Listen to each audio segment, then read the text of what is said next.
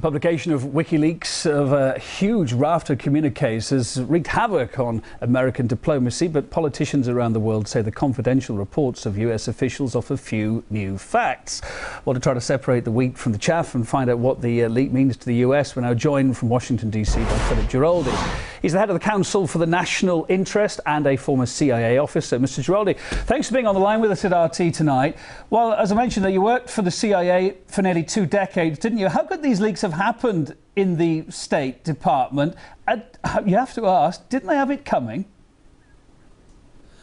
Well, I mean, this is a peculiar situation where in the aftermath of 9/11, there was a tremendous push within the U.S. government to make information more available.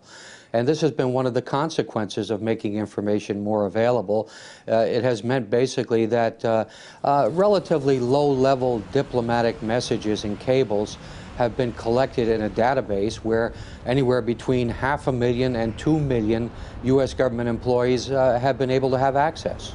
So, shouldn't there have been tighter safeguards on this information, given the embarrassment it's causing now?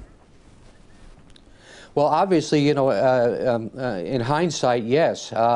It's clear that there was enough, while this information was viewed by the government as being relatively low level, the fact is that if you go through that many documents, you are going to find things that are, to say the least, embarrassing.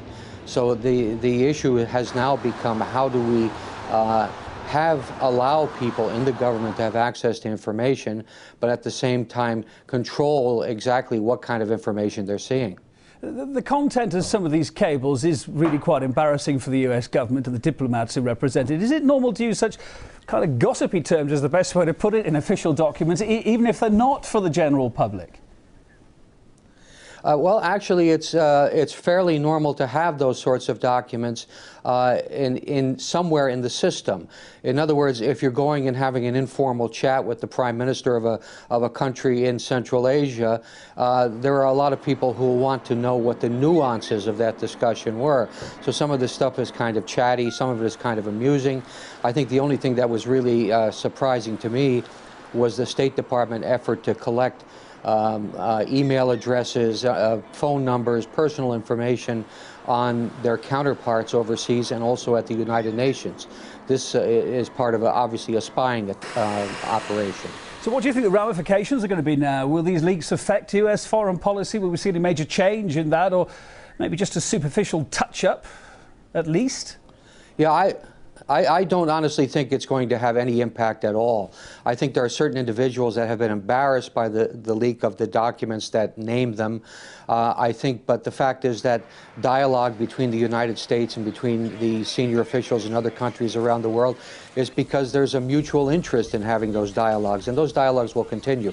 There'll be a little bit of a chill, but I think after the chill is over, it'll be pretty much business as usual. It is, of course, not the first leak of classified US documents. Now, do you think the US will take any steps to finally try and silence the WikiLeaks whistleblower, whoever he or she may be?